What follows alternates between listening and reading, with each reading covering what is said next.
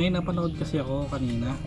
Yung, di ba sabi nila yung buhay daw ay parang ano, karera daw. Siguro totoo nga yung buhay parang karera.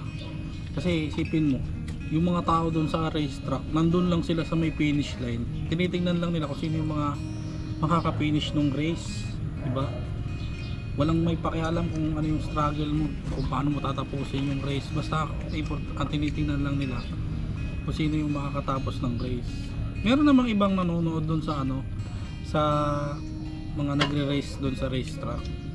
Yung mga nanonood naman. Pero karamihan doon wala namang pakialam kung anong nangyayari doon eh. Nag-aantay lang yung iba doon na kung sino yung ano.